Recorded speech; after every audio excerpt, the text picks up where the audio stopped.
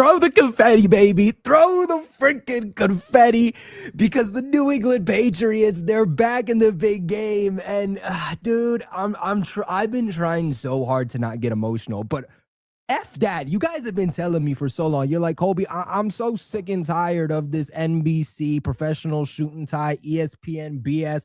Stop talking to me like this is some professional outing. And just keep it real with me. You guys want me to keep it real? This is me keeping it real, damn it. The New England Patriots fought through some unbelievable adversity this year, and they're back in the big game. And I tweeted this out earlier. I said, you know, this is the sweetest Super Bowl appearance as a New England Patriots fan. And I truly do believe that. I don't know what's going to happen in this game. Damn it, we don't even know who the Patriots are going to play yet. I stand by the fact that I think it's going to be the Seahawks, but we don't know who the Patriots are going to play yet. We haven't looked at the data. We haven't looked at the film. We haven't looked at the analytics. We're not even talking about that game yet. But just from a pure Patriots have won the AFC. They're going to the Super Bowl. From that perspective, this is the sweetest appearance. This is the sweetest AFC Championship game that I have ever witnessed, because of just how much I feel like this means to not just the players, not just the coaching staff, but just the fan base too. You know, all year long, I just feel like this team has been based off of a family mindset. Everybody working together as a team. And I've never seen such a beautiful depiction on what it means to work as a team than the 2025 New England Patriots. Because, you know, when we were here with Tom Brady and Bill Belichick, we won because we had the greatest head coach and quarterback of all time. But the vibes weren't great here in New England. I really don't know the last time that I can confidently say that, yes, the vibes in New England were truly good. We were winning championships. We were going to Super Bowls with Brady and Belichick, but things were not good here in New England. Players didn't love Belichick. Belichick kind of was just making it a rough place to want to be, because he was this military sergeant, drill sergeant type of coach, and it just wasn't connecting with players. But you had such great coaching and the greatest quarterback of all time that you were able to work past the deficiencies that you were dealing with outside of your football team, because come game day, come the time that you stepped on the field, the Patriots in the dynasty era were just always the better team. And that's not what this New England Patriots team is based off. In 2025, this Patriots team is not successful. They have not gotten where they are simply because their talent level is better than your talent level. Mike Vrabel inherited the worst roster in the National Football League. And the Patriots went out there in free agency and they spent the most guaranteed money, and they brought in free agents, and they had this good draft class. They turned over 50% of the roster this offseason. But even by turning over 50% of the roster, this Patriots team did not go from the one of the worst to one of the best.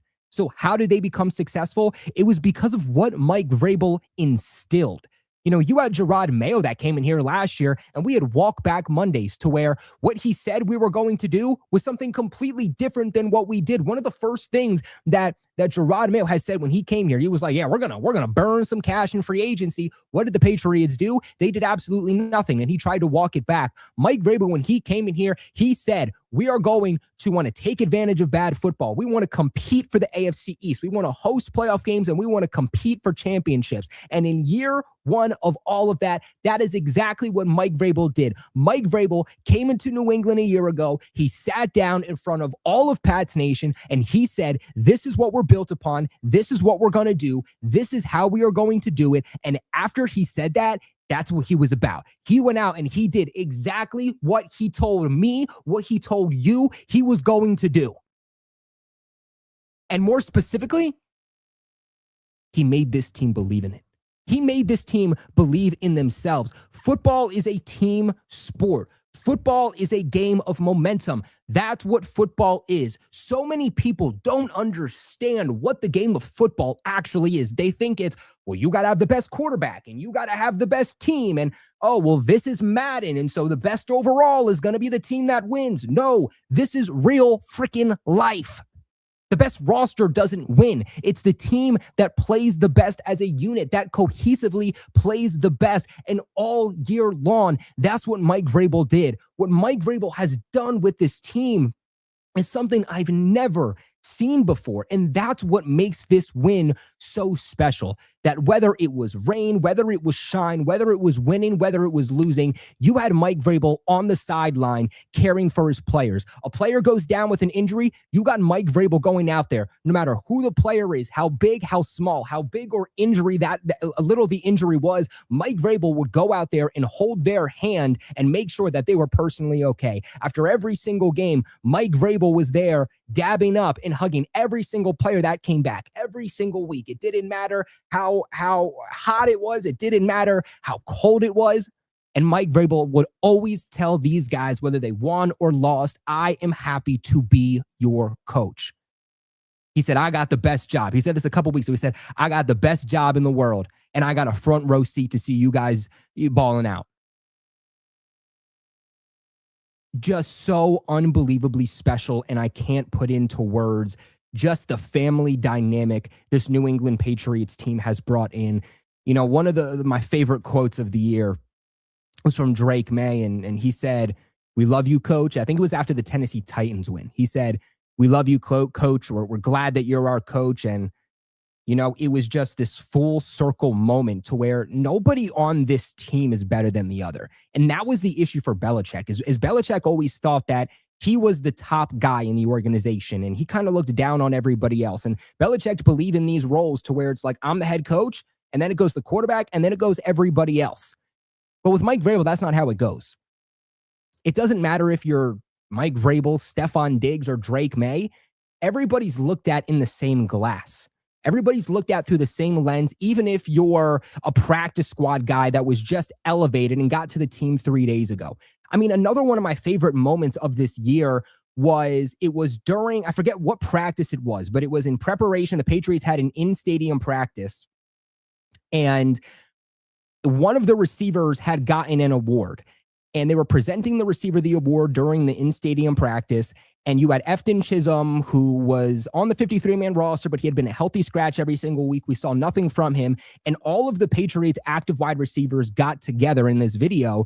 And Efton Chisholm's off to the sideline, and you had Stephon Diggs and Matt Collins screaming, not Chisholm, get over here. Again, it comes back to these roles that it doesn't matter how large of a role you have or how small of a role you have, just this family dynamic, and that everybody is on the same playing field that has gotten New England to where they are, to where they're going to a Super Bowl. And I think that that's what makes the Patriots so unstoppable.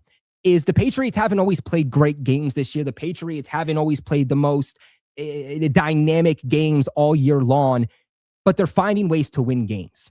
And they're finding ways to win games because they're playing together as a unit.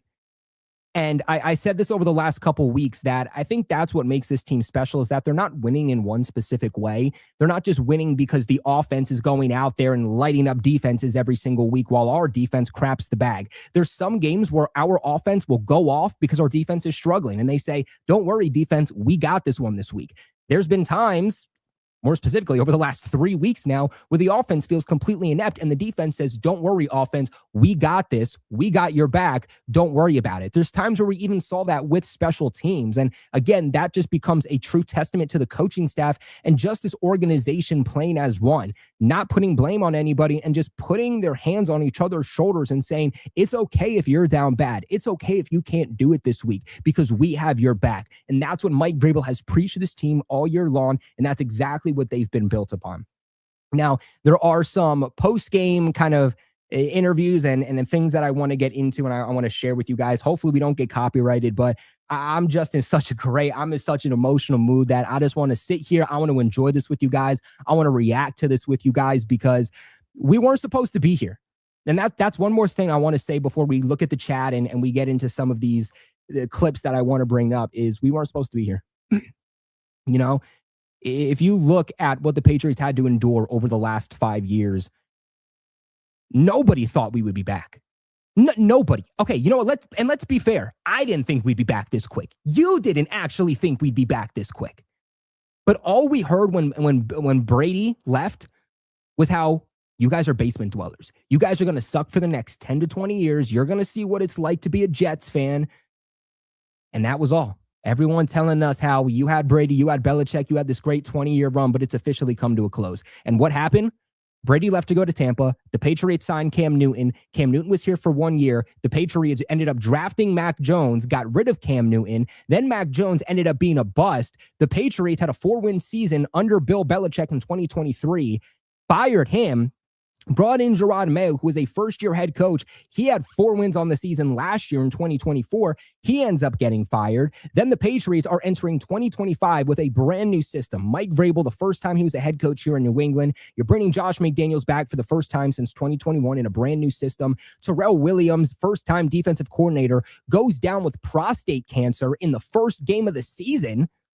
And now you're in a situation where he can't coach for you. Zach Kerr has to be the de facto defensive coordinator. He's never been in that role before. Not to mention, again, 50% of the roster turned this offseason. Brand new coaching staff, not just the position, or not just the coordinators and the head coach, but the positional coaches on both sides of the football, completely wiped, brand new. And in year 1 of all of this, the Patriots still found a way to get to the Super Bowl. Something that Josh Allen and the Buffalo Bills, with years of consistency with their regime, were not able to do. Baltimore Ravens and Lamar Jackson, with years of consistency in their regime, they were not able to do. Despite everything Patriots fans have endured over the last 5 years, we were still somehow able to do something that 90% of the league was not able to do. Everybody said we were down. Everybody said we were bad. Everybody said we sucked. And everybody was a little bit too focused on the Patriots being down that they didn't take advantage of the time that New England was down to actually go run for a Lombardi. The Kansas City Chiefs were the only team that actually took advantage of it. The Cincinnati Bengals took advantage of it 1 year. They didn't win, but they still took advantage and got to the big game. Everybody else just simply stayed pat. They talked shit about the Patriots, and they never made it to the big game. All while, over the last 5 years, the Patriots, although they endured a lot, they kept their head down, they focused on getting better, and now they're back competing for a Lombardi. Let's get into some of your super chats here. Shout out to my boy Brady, who comes in with a $5 donation, says, God answers prayers, Pats Nation. Good to have you back. Colby prayed for you, brother. Let's go. God does answer prayers, man, and it's crazy because we were sitting here during our live watch party. This was a 3-point game, and we were praying. We said a prayer live on the show. Dear Lord, just get us through this game and give this team the strength they need to get past this one. They have deserved it. They have fought all year long harder than any other team. They fought through adversity more than any other team. Please give them the strength they need to get through, and that is exactly what they did. God is good, man. As you guys can tell, I'm still coming back. For those who don't know, I've been dealing with the flu that turned into bronchitis, and so I'm down bad, which is why we couldn't do a watch party last week, but I'll be sitting here on my deathbed streaming for our New England Patriots, man. You know, it takes a lot for me to not stream. And boy, oh boy, if you thought I was going to miss out on streaming a potential Super Bowl run for the Patriots, you got another thing coming. You got another thing coming. Shout out to the I should wear my glasses. To the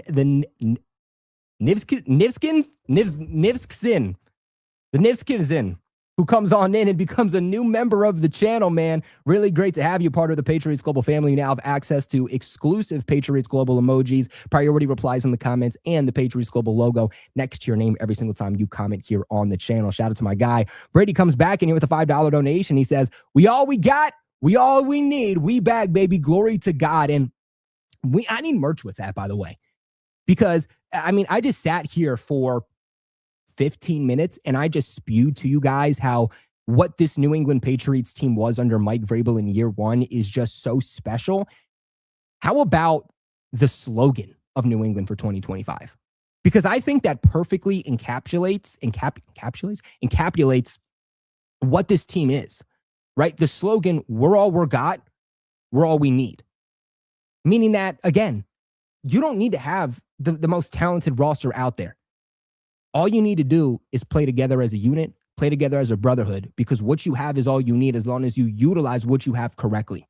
And that's what this team did all year long. Shout out to Isaiah for the $5 donation. He says, remember when Cam said Drake is fool's gold? Remember when everybody said the Patriots were fool's gold? Remember how everybody moved the goalpost for the Patriots all year long? And that's why I wanted this Super Bowl run so bad. Like, of course, I want to win, but I wanted this appearance because I wanted to shut all these haters up. You know, I don't care what you think about the New England Patriots, but boy, oh boy, you better give them the damn credit when that credit is earned. Because all I've heard from Buffalo Bills fans for 5 years was give credit to Josh Allen, this, that, and the third. And Josh Allen hadn't done jack crap. He hadn't made it to a Super Bowl. He hadn't won a Super Bowl. He didn't win an MVP up until 2024. And I was like, why are we crowning Josh Allen constantly? Like, and by the way, I like Josh Allen. I thought he deserved the credit. I gave Josh Allen the credit because I thought he deserved it. But then Bills fans don't want to come out here and give the Patriots credit. They don't want to give Drake May credit. Everybody's trying to move the goalpost. Why? Because you have PTSD that the New England Patriots are finally back, and you can't just sit back and give them the credit that they rightfully deserve. Hell no. That's all I wanted. All I wanted was for people to be forced to accept that what the Patriots did this season was unprecedented and it was special as hell. Just give this team the credit that they freaking deserve. That's all I wanted. And now people have to do it, right? Because originally it was, oh, the Patriots suck. Oh, the Patriots beat Buffalo. Oh, well, that was just lucky. Go out there and beat another good team. Okay, well, we blew up the Carolina Panthers. Oh, well, that wasn't a good team. That's not a good team. They just won the NFC South and they went to the playoffs. But okay, then we beat the Tampa Bay Buccaneers. Oh, well, that didn't mean anything. Well, we'll go beat a team with something on the line, right? Go beat the Baltimore Ravens, whose postseason is on the line. We beat the Baltimore Ravens. Oh, well, the Baltimore Ravens didn't make the postseason, and so it didn't matter. Go out there and win a playoff game, and then it'll matter. Okay, we beat the Chargers. Oh, yeah, you beat the Chargers, who have a top 5 defense, and Justin Herbert, who's like a top 10 quarterback in the NFL, but his O-line wasn't there. And so yeah, it didn't matter. Go beat the number 1 defense in the NFL in the Houston Texans, then we'll talk. Okay. CJ Stroud turned the ball over like 5 times, and Nico Collins wasn't in that game. And so, yeah, you guys definitely wouldn't have won that game if Nico Collins was there. Nico Collins wouldn't have separated the fact that CJ Stroud had like 5 turnovers in that game that lost them that game. Like, Nico Collins wasn't fixing that. And then, of course, the whole Bo Nix situation, which, hey, maybe if Bo Nix was there, maybe this game would have been different. But given the weather, given the fact that both offenses were inept, I'm not sure it really would have made a whole world of difference if Bo Nix really was playing in this game, because Jarrett Stidham wasn't as terrible as people are thinking. In this game, Jarrett Stidham was making the throws. Unfortunately, the weather got out of hand and the Patriots pass rush showed to be stout when it needed to. Jarrett Stidham didn't have these absurd misses that you're like, oh yeah, Bo Nix would have had that. But people just keep moving the goalposts because they don't want to accept, okay, yeah, the New England Patriots actually deserve this credit. Because if the Patriots can reach a Super Bowl with this talent of roster, your wide receiver 1 is 32 coming off of a torn ACL. You have a 23-year-old quarterback. Drake May is now the 2nd youngest quarterback in NFL history to ever be playing in a Super Bowl. If the Patriots can do that with all of these factors, but your team can't get there with a consistent regime, your team doesn't have an excuse. And that's why people try to move the goalpost. But like I said, there were a couple things that I did want to share with you guys. So I'm going to pull these up and hopefully I don't get copyrighted. Say a prayer. Say a prayer.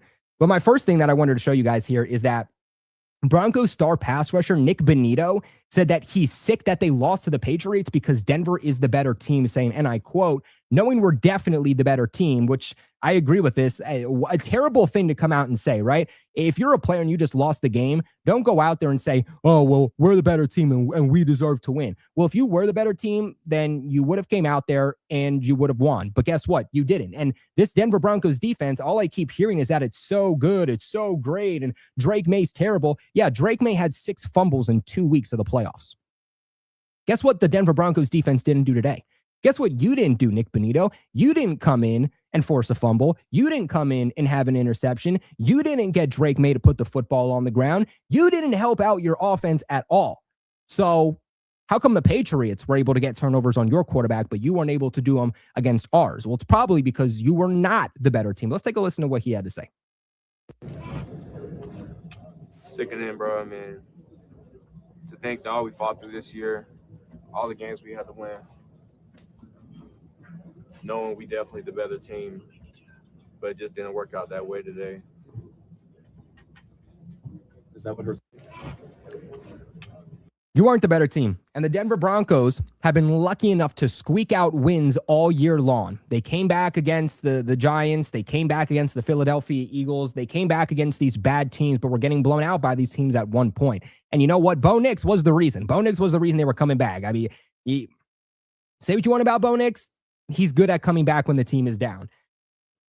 But again, you had an opportunity to make plays. I mean, all we hear is about this Denver Broncos defense being so damn good. And what did they come out and do? The Patriots played conservative because they knew as long as we don't beat ourselves, as long as we don't give the defense the ball, we'll be fine.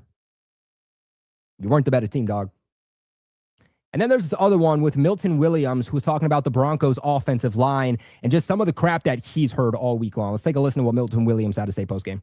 About the Broncos offensive line this week and how good they were, and to use that as well. Yeah, I heard that all week. I mean, I don't care about numbers and all that, whatever. We got to go out there and we got to play.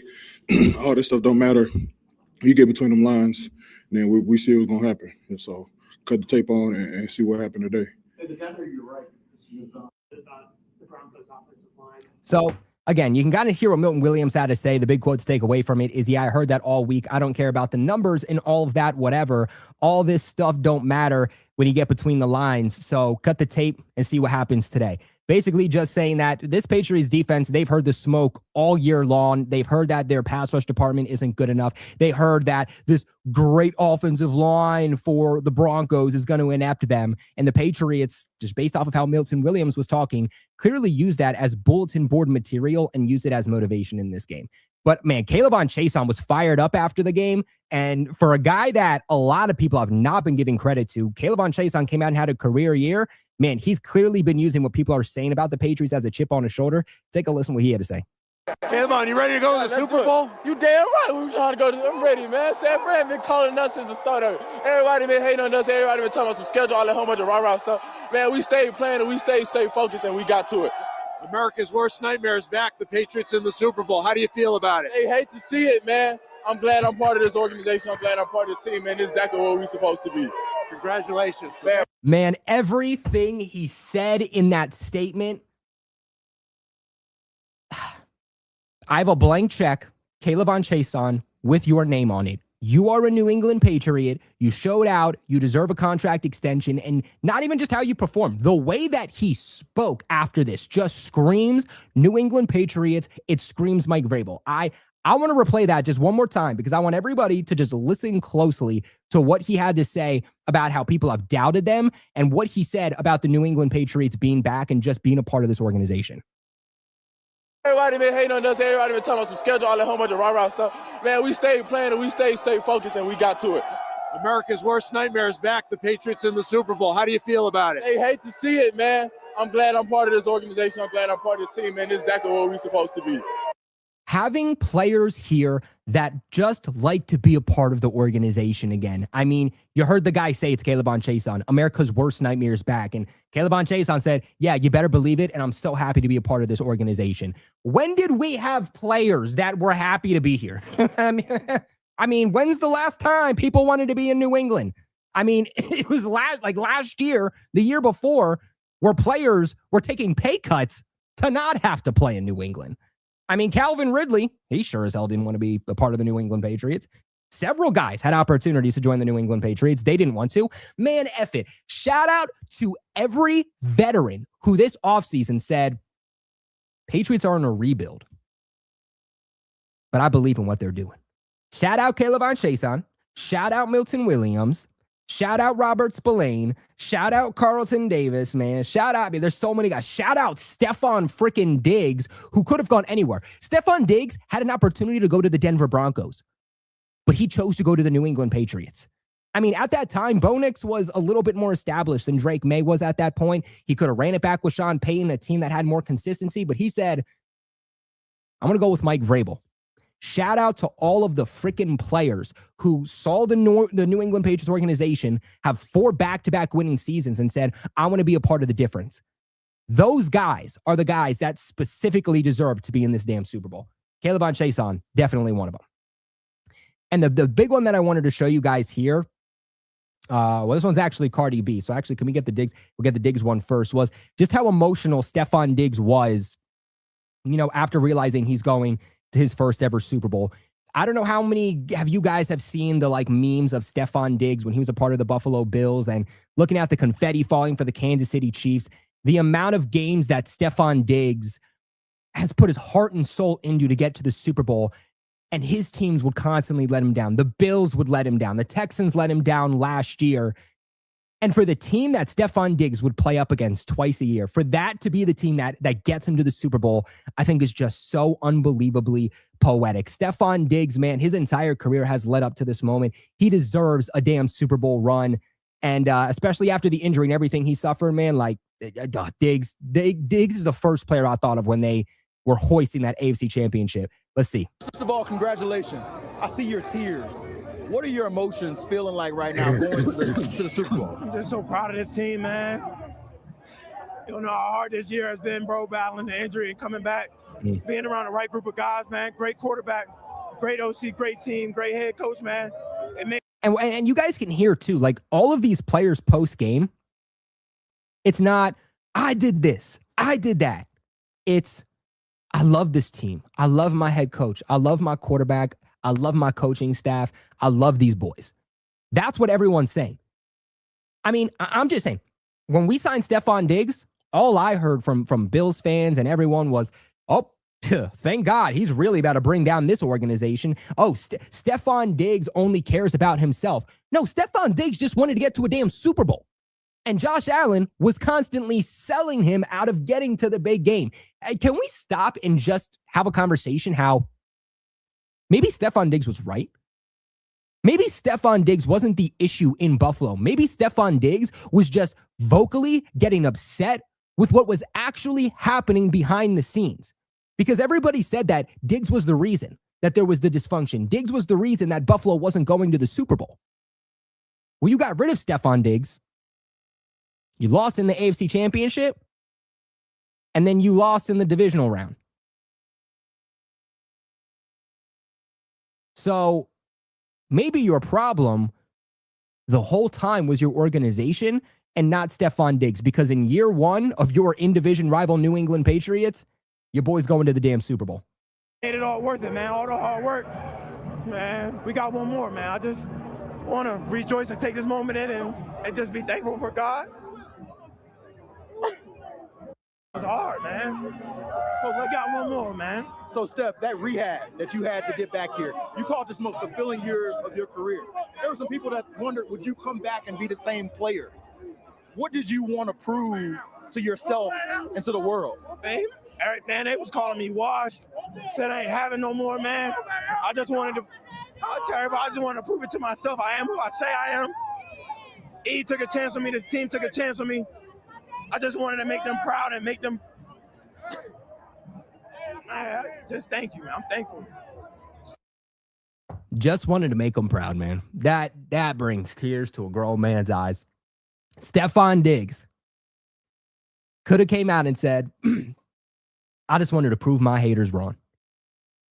But he said, Elliott Wolf took a chance on me. By the way, to all of you saying that it wasn't Elliott Wolf who's helping construct this roster, Stephon Diggs literally just told you that Elliott Wolf was the one that brought him in. But for Diggs to sit here and say, they took a chance on me and I wanted to make them proud. He wanted to make this organization proud. He wanted to make the fan base proud. That was his top priority. That's what it means to be a New England Patriot. Like, at heart, what does it mean to be a Patriot? This is it. This right here, this is it. I wanted to go up because Cardi B also spoke about, what she's seen from what Diggs has had to go through this year. So let's hear what she had to say. Super emotional about the journey to get back to that. To watch him achieve this, what are you feeling?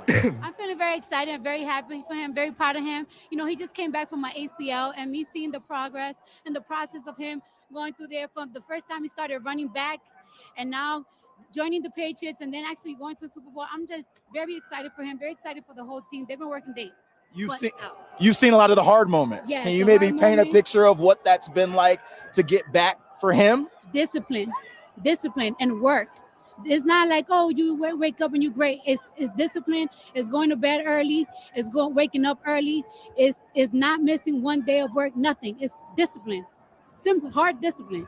And last one for me, I know he talked about getting you into football. He said you weren't really a football girly before, but now you're joining the brigade, and the Patriots are going to the Super Bowl. Yes. Not a bad start as a football fan, huh? Not at all. I mean, I'm a big baseball fan. You know, I'm a Red Sox fan. Everybody knows I'm a Red Sox fan. So Yeah. it's kind of cool that we're keeping it Absolutely. in New England. Yeah, and the cold not too bad for you? I'm from New York. Cardi, man. Cardi's got everybody. Second queen of New England, her and Ann Michael May. Okay, it's just side by side, the queens of New England, man. I mean, not only are we getting a Lombardi run right now, but we got Drake May. We got the emergence of Ann Michael May. We got Mike Vrabel, Cardi freaking B. I mean, what we have gained this year is so unbelievably. I don't know. I can't even finish the sentence. We went from, I can't get my head around this. We went from a 4-win team and having nothing. We had literally nothing. We had no good players. We had nothing to wrap our head around. Man, I would literally sit there at night and say, damn, I want a Patriots jersey. But who the hell am I going to get? Because I don't want to go wasting $200 on a jersey for a guy that's not going to be here next year. And now we got Mike Vrabel, Drake May, Ann Michael May, Stephon Diggs, Cardi B. The difference a year can make, man. I think all Patriots fans should use this as a life lesson.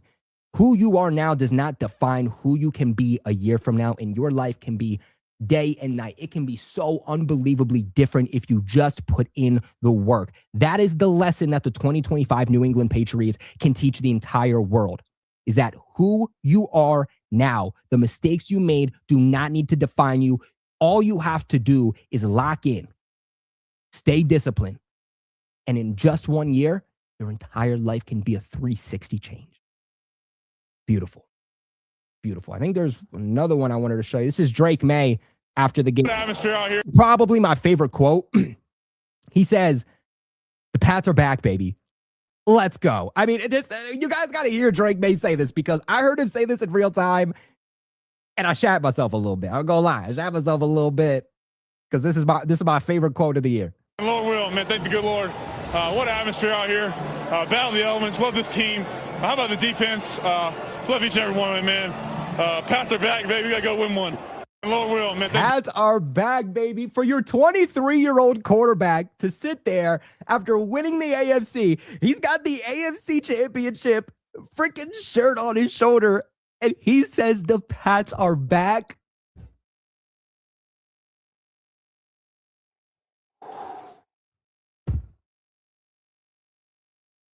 For 5 years, since Tom Brady threw that interception against the Titans, ironically against Mike Vrabel, since that moment, I have been waiting to hear the words, "The Pats are back." This is so nostalgic as a Patriots fan. You know, like, for those of you who saw like Spider-Man No Way Home when it first came out a couple of years ago, how nostalgic that was, or how nostalgic like Deadpool and Wolverine was, that nostalgia that just brings you back to a better time of your life. That's what this feels like right now for me. Hearing Drake May say the Pats are back, seeing the Patriots back in the Super Bowl, seeing everybody make excuses about New England, this makes me feel like I'm a kid again. This puts me back into my high school days. Man, it makes me emotional because this puts me back into like Patriots Global days. Like the OG Patriots Global, when we first started this channel. We started this channel September of 2017, and that's the year the Patriots went on to play the Eagles in the Super Bowl, and they ultimately lost. And so we ran this channel and only had 2 years worth of Super Bowl runs. And it just takes me back to OG Patriots Global and all of you who have been around here for so long. And I think that's what helps makes this just so unbelievably emotional. And so those were just some of the things that I did, want to share for you guys. I know we haven't gotten into this game yet. I'll share a couple of my thoughts about this game, but I think Patriots fans don't really care to talk much about this Broncos game. I think it's more so kind of just wanting to talk about where do we move going forward, because it was a really rough game. It was an ugly game. You win 10-7. It's one of those games you don't look back upon. Patriots fans aren't going to be watching this game tomorrow like, damn, let me rewatch that game. It was good. No, it's one of those games that, okay, we took care of business. We won. Now let's move forward and never talk about this football game ever again. And in fact, I do want to give the Patreon members an opportunity to come on. So real quick, let me put on the Patreon link in case any Patreon members want to come onto the show and give their thoughts. Probably should have done this before the start of the show. It's okay. All right, so that is up. And while we see if anybody wants to come on, just kind of share some of my quick thoughts about this game. Starting off here with Drake May, obviously didn't have a very good game. We all know that. He ended up finishing the day going, pull this up here. Drake May ended up finishing the day going 10 of 21 for 86 total passing yards with 8.6 yards per throw, 0 passing touchdowns. But most importantly, he didn't turn the football over. He was sacked 5 times, but had an overall rating of 58.8.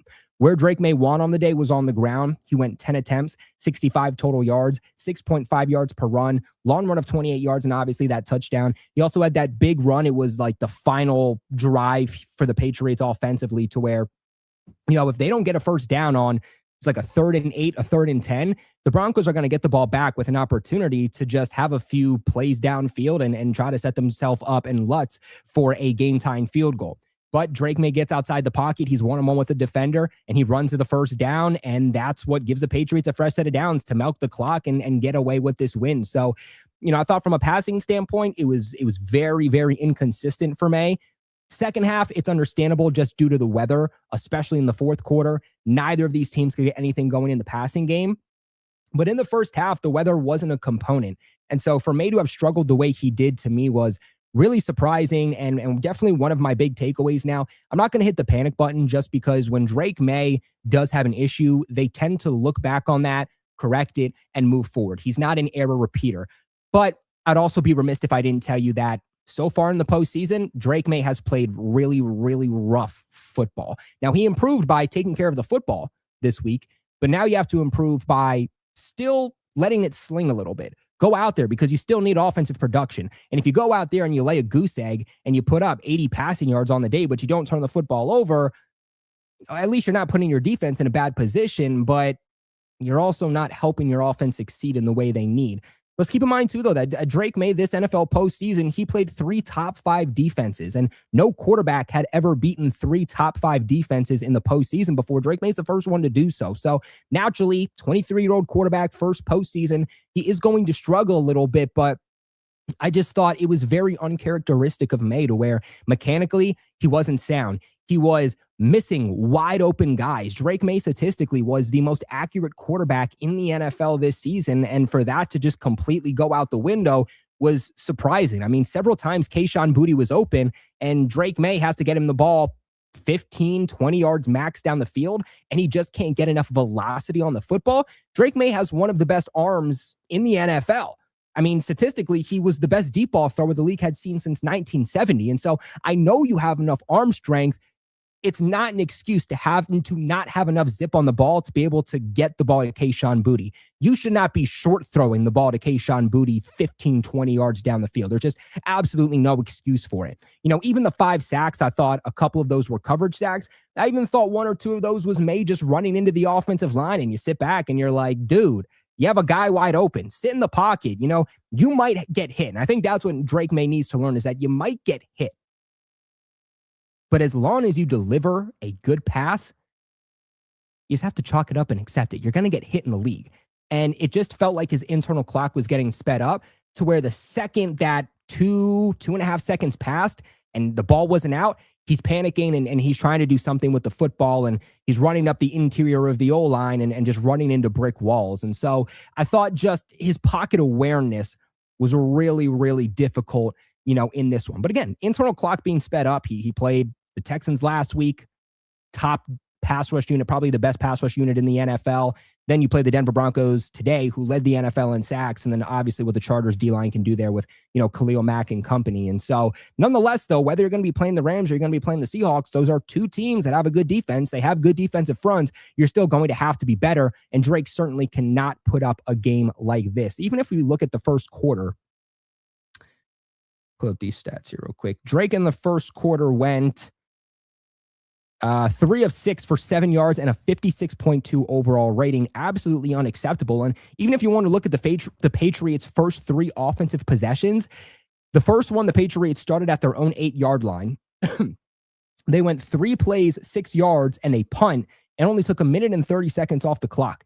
Then on their second offensive series, they started at their own 33. They went 6 plays, 11 yards, punt, and only took off 3 minutes and 46 seconds off the clock. Then on their third offensive possession, they started at their own 20. They went 3 plays, -5 yards. They punted and only took 1 minute and 26 seconds off the clock. And so just the offense as a unit, they weren't sustaining long drives. They weren't getting down the field. It was just a few plays and they were done. But I think a big part of that too is also the fact that you didn't have a run game to rely on. And that was a necessity for this game. Drake May needed a rushing attack if this offense was going to have production. Because again, you're playing up against a good defensive line. They led the NFL in sacks, like I just said. And so if you were in a position where you have no running game and the offense gets predictable and the Broncos know that Drake May is just going to pass the football and they get him into 3rd and long situations, they're going to be able to take advantage of that, pin their ears back, and just get to Drake May. And that's exactly what they did. Ramondre had a couple of good runs. I don't put this on Ramondre. I don't think the blocking was exactly there. But he went 25 total attempts, 71 yards. He only averaged 2.8 yards per carry, meaning that really all of the work was being put on the shoulders of Drake May. TreVeyon Henderson, the reason I feel like he didn't get a lot of opportunities in this one was, one, it's not really a TreVeyon Henderson type of game, but also he was on the injury report this past week. And so I wonder if he is dealing with something and he was just very limited. But Henderson only got 3 carries and went 5 total yards, 1.7 yards per carry. So even outside of Ramondre, Henderson really wasn't giving them anything in the rushing game. And you got a guy like Matt Collins back, but Matt Collins is the best working off of play action. You can't set up the play action if you're not running the football well. When you're not running the football well, again, you get predictable, but now your offense is kind of being forced to work under center. And that just doesn't allow the Patriots to work towards the strengths of their offense. Now, speaking of Matt Collins, he did return. First time today. He went 2 targets, 2 receptions, 51 total yards. First catch was in the first half on a 3rd and 15. Bobbled the football, was almost not a catch, but was able to make the adjustment. Second one was in the second half where the Patriots had a flea flicker. He beat 2 defenders who he had a step on. Outside of that, they didn't really look Matt Collins' way a whole lot. I know they ran the football a lot, and that's why they didn't. But when you weren't getting a lot of offensive production out of anybody else, especially Diggs, Hunter Henry had a down day, I would have liked to see maybe Matt Collins get a few more targets because that's Drake May's go-to guy. Matt Collins has this large catch radius. He can climb the ladder. And if Drake May was going to be a little bit off, he was going to be a little bit inaccurate, he was going to struggle today. Well, okay, give the ball to the guy who has the best catch radius on the team. We just would have liked to see Matt Collins get some more opportunities. Stephon Diggs was tied for the most targeted player on the day. He just kind of worked everything underneath. He was a guy that was going to help move the chains a little bit, but he didn't have any big plays. 6 targets, 5 receptions, 17 yards. He caught everything that went his way, but as soon as he caught the ball, he was being stopped in his tracks. Hunter Henry, I thought, was pretty disappointing. He was targeted 3 times, 2 receptions, 12 yards. His best play came on a tight end screen, but there was a drive where it was like 3rd and 5. Drake May hits him. If Henry catches the ball, it's a first down, and then Henry drops the football. And that's just kind of what the offense felt like overall on the day. Drake May's playing at an MVP caliber level. He comes out and puts up a stinker. Well, okay, get the ball in the hands of your playmakers. Reliable guy like Hunter Henry, who's been doing it all year long. What happens? You go to Hunter Henry on a 3rd and 5, and the guy drops the football. It just wasn't the Patriots' day offensively, and it just felt like everything was going wrong for them. Kayshon Boutte was targeted 6 times also, so he was tied with Stephon Diggs for the most targets on the team, but only had 1 reception for 6 total yards.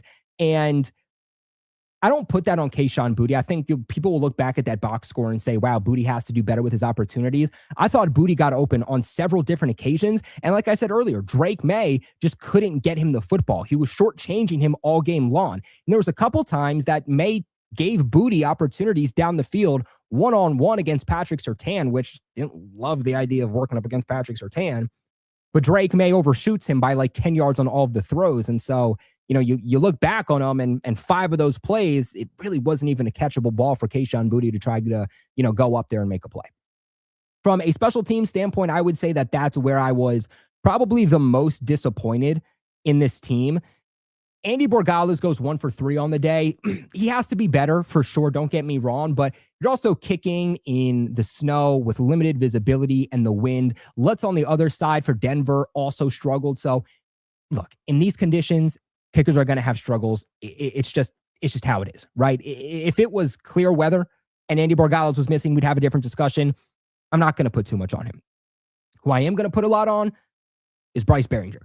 Oh my God, that might have been the worst football game I have seen from Bryce Behringer in his entire career. And look, when the snow's coming down in the second half, it's hard to punt the football. But my God, you were struggling before the snow started to come down. There was a point in the second half where Bryce Behringer punted the football back into the Patriots' own end zone, and the punt only went 26 yards.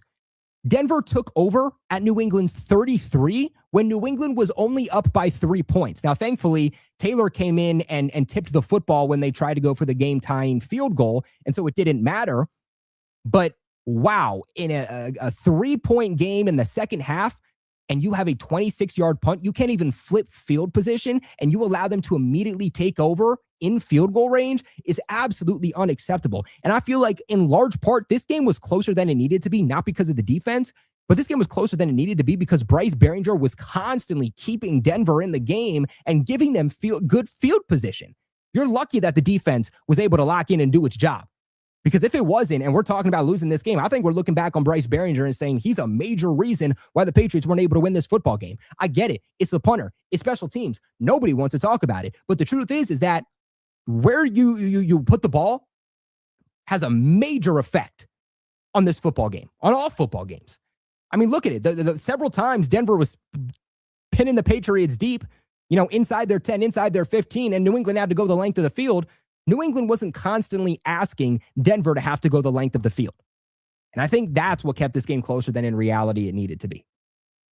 Defensively, though, I think the Patriots did their job. Jarrett Stidham, went 17 of 31, 133. Like I said, I that's why Broncos fans trying to tell me like, oh, well, if Bo Nix is in the game, then we're winning that game.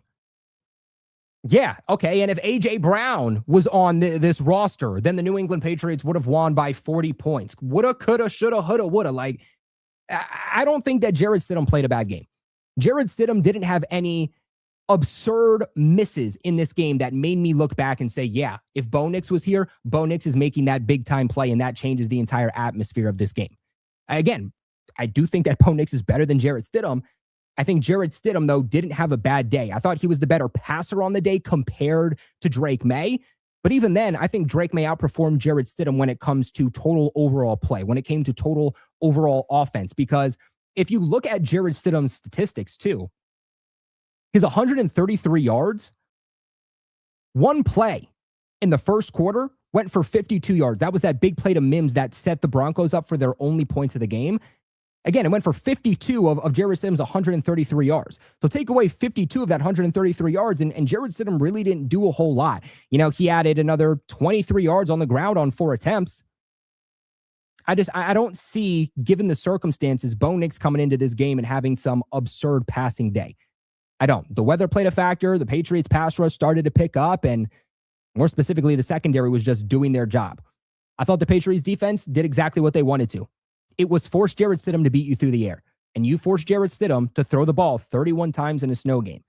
They wanted to run this football. They showed you. Denver showed you they want to run this football. J.K. Dobbins wasn't here. Patriots got very lucky with that.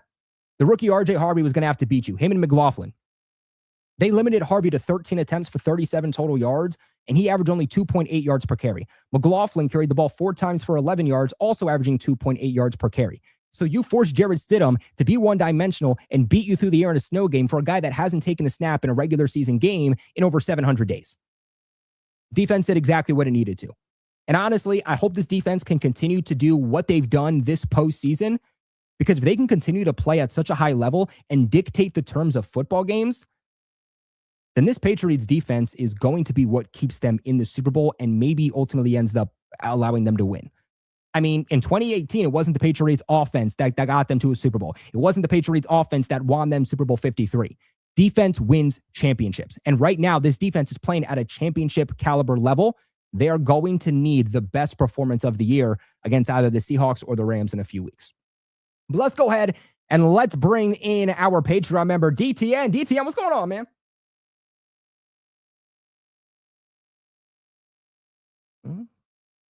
DTN, I don't think we have you. I think. Sorry. Hold on. Can you hear me? There we go. Yeah, we got you now. Okay. Sorry, I was muted for a moment. But yeah, I was going to say surviving through this nor'easter snowstorm, which is going to last till Monday night. Ooh. 18 to 24 inches from where I am. Imagine if we hosted that game at Gillette Stadium, because when I look at the weather forecast and I'm like, holy cow, imagine if we had that kind of weather. But dude, Patriots love the snow, right? Patriots dominate snow games. They did it yet again today. Yep, but I just want to clear the road before I get to my winners or losers. And by the way, I will reveal some of them on my post-game recap, which is I'm thinking of doing it tomorrow. But I just want to say that was a gutsy win. That was one of those defensive matchups that we haven't seen in a while. And the fact that we made the Super Bowl, I was speechless when I found out we won the Super Bowl. I was basically in a live watch party with a couple of Patriots fans in our Discord server, and my gosh, it was a blast. But yes, sir. Make sure you guys join the Discord. Yes, sir. And the fact that we went through a defensive gauntlet, so I don't want to hear the outsiders comparing us to the 2024 Boston Celtics, because you can say that we went up against bad quarterbacks, but we went up against great defenses. And no one ever mentions the Patriots defense. No one counts us. Everybody counts us out when it comes to the Patriots defense. Like, everybody talks about, oh, this defense is this, defense is that. How many turnovers did the Denver's defense force? 0. How many did the Patriots defense force? 2. So basically, we won this game not because of Drake May. I hope Drake May performs well in the Super Bowl, but we won because of the defense. We won the turnover margin. We won with a gonzo interception, similar to how Gilly intercepted Brandon Cooks in Super Bowl 53. And by the way, I want the Rams. I want that Super Bowl 53 rematch. The Rams?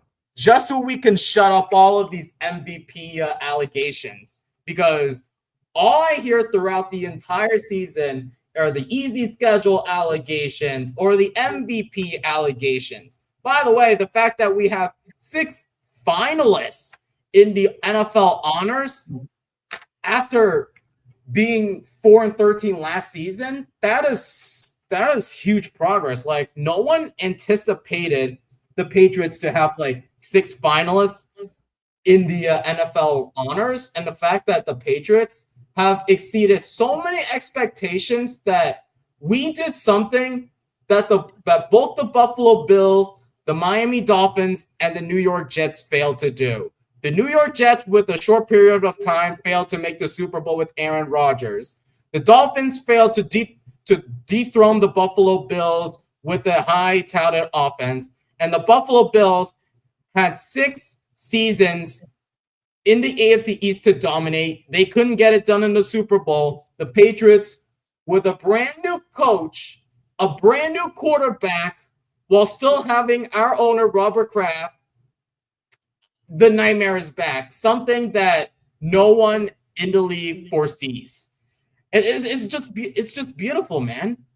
It's poetic. That's what we call that. Poetic. Everybody was so worried about hating on the Patriots that they didn't take advantage while they were down. What I do know is that if we were to win the Super Bowl, this is what I do know. All of downtown Boston on the Causeway Street, it's gonna be crowded as hell. We're going to see some I'm ready for them duck boats. But first, let's just focus on getting the task done at Seattle. And do you know what the best part, Colby, is? The fact that you and the rest of AFC's roundtable are going to the Super Bowl. You get a chance to do something that Dan never got a chance to do. Cover my own team, baby. How does it feel, Colby, that you get to interview some of these players that we discuss on a daily basis? Dude, I've just kind of been sitting like over the last week or two, and I've just been like, dude, I might have an opportunity to interview these players like in just a couple of weeks, and it doesn't feel real, but I also didn't want to jinx it. So like my mind would start thinking about questions. I was like, don't jinx it. Don't think about it. But after I saw that trophy hoisted up and I heard New England Patriots are back, baby, I started to think, what players do I want to interview? I want to interview Kyrie's Tonga. I want to interview Caleb on Chason. Make sure you guys let me know in the comment section who are some players that you guys want to see me interview, because me, Roundtable Sports, Dan, Richie, TD, we are all heading to Santa Clara next week to cover the Super Bowl. So we're going to be seeing these players in real time. Yes, sir. And you know what's even better? The fact that a lot of shakeup happened these past couple of weeks within the AFC East. It's nice to hear that Mike Vrabel is now the longest tenured head coach in the AFC East. That's how laughable it is. Longest tenured head coach is crazy. But you know what the best part about making the Super Bowl is? Like, I don't give a damn about draft stock. Like, yes, I love doing mock drafts and I think they're fun, but the fact that we make the Super Bowl, I know that there's some holes we need to fill, but I'm just gonna enjoy the moment. I can't wait to enjoy this with friends and family. And yeah, if you want to see some of my takes, some of you guys need to watch my a couple of my live streams on Patriots Clubhouse. Last night I did a pregame show, and then I did a quick pregame show 30 minutes before the game started, and I'm planning to do the postgame recap. And I got a lot of content in my mind just to upload. So in a short period of time, Colby, when you were not feeling good, and I get it, it's like the flu season, which I desirably hate, I still managed to bring out the content while the flu season is that bad. And in the midst of the spring semester, and I know you're a graduate student and I'm still an undergraduate, college is not as easy when you think, when you're trying to do school and content at the same time. So not at all, man. Make sure you guys go ahead and you check out Patriots Clubhouse DTN. Make sure you drop that for the people in the comment section below so they can go ahead and check out some of your content, some of your Patriots-related thoughts. But as always, we appreciate DTN for coming on and sharing some of his thoughts here about the Patriots. And I agree with everything he said, man. And so, look, that's going to wrap it on up for today's show. So make sure you guys do slam that thumbs up button on the way out. Real quick, though, do want to give you guys another quick shout-out to our great friends over at Kalshi. Right now, we're looking at the updated odds. In fact, let's see if these need to be updated anymore. And thank God we did, because they are even more updated right now on who people are taking to win the upcoming Super Bowl. Right now, 43% of people, it changed. 47% of people are now taking the Seattle, back to 44% of people taking the Seattle Seahawks to win the Super Bowl, while 35% of people are taking New England. During our live watch party, New England was at third. They had Seattle and the Los Angeles Rams ahead of them. So a lot of people are starting to put their money on the New England Patriots. So if you think, everybody's been doubting us all year long, but you think the Patriots can win the final big game, make sure you drop a few dollars down on Kalshi right now, because you can make some serious cash, baby. Kalshi's not a sports book. They're the best damn trades market on the platform, available in every single state. And you play up against real people. You don't play up against Kalshi. You don't play up against a computer. And they don't just have the Super Bowl. They have so much more, like the NFL awards, that you can get in on right now. That is pinned in the live chat. Download their mobile app, check out their website, all that good stuff. Remember that supporting the sponsors, that supports the channel, supports us massively at Kalshi. And hey, I've made some extra money with Kalshi this year, so I can tell you it's as easy as knowing what you're doing, hitting a button, and waiting for the money to flow on in. Big shout out to our good friends over at Kalshi, and big shout out to everybody in the chat for dominating. The New England Patriots are back in the Super Bowl. We have so much content that's going to be dropping for you guys as we lead up to our big travel to Santa Clara for this year's Super Bowl. So make sure you guys follow me here on YouTube, but make sure you guys follow me too on Instagram at Patriots Global, TikTok at Patriots Global, Twitter at Patriots Global, because I'm going to be updating you guys with my entire travel to the Super Bowl while we cover this team. And I'm just so unbelievably thankful that the team I'm going to be covering is not the Eagles and it's not the Chiefs, but it's our very own New England Patriots. So hit that subscribe button on the way out to join the New England Patriots family. But until later on this week, when we bring you guys some more content, go Pats.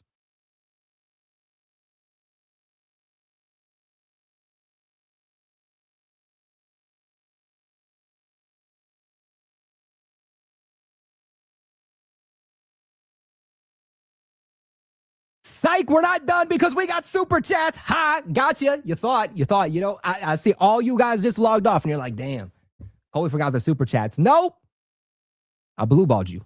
Let's get to these super chats before we log off real quick. Man, that just when you think the show's over, man, I'm coming back here and I'm giving you guys more.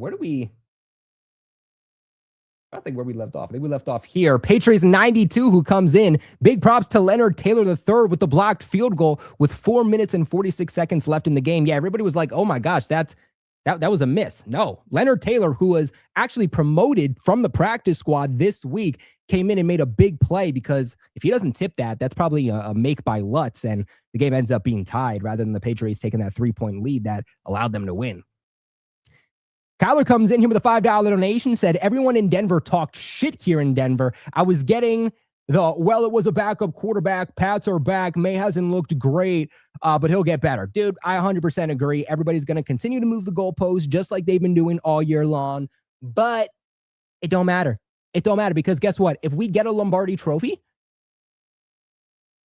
ain't nobody going to care that it was because of an easy regular season schedule. Yeah, it was an easy regular season schedule, and the Patriots took advantage of it, and now they're going to a Super Bowl. If the team with the easiest schedule every single year made the Super Bowl, then why couldn't the Falcons do it last year? Why couldn't the Saints do it in 2023? Think about it. Shout out to Eric who says, hey, Colby, I was at the game. I can say the emotions from the fans and Patriots players at the end of the game made it worth going. Seeing this team alive after the game, the love they have for each other and witnessing it live was amazing. Eric, man, I'm so unbelievably jealous of you that you got to go to that game. Honestly, I probably should have went to that game. I probably should have flown out for that game. I was sick, so I guess it wouldn't have happened anyway, but I should have flown out for that game because man, I was so jealous of just all the Patriots fans I saw there being able to witness this. I mean, being at a game like this today is something that as a Patriots fan, you're going to remember for the rest of your life. You're going to remember where you were when the 2025 New England Patriots went to the Super Bowl. Shout out to DF Forever says, congrats, Pats fans. DF, man. Drake made it something that Josh Allen couldn't. That's okay, though. That's okay. We're showing you what it means. We're showing you what a quarterback of that talent level can really do. Shout out to Brooke who says, Pats Nation appreciates you. Brooke, we appreciate you for helping keep the channel running. But guys, now we are officially done for today's episode. I appreciate everybody that got to the Super Chats. As always, Super Chats get priority reply in the comment section, and it does help support the channel tremendously. We never, ever, ever want to miss out on any Super Chats. So glad I caught that before we logged off. But that's going to wrap it up for today's show. I'll see you guys later this week.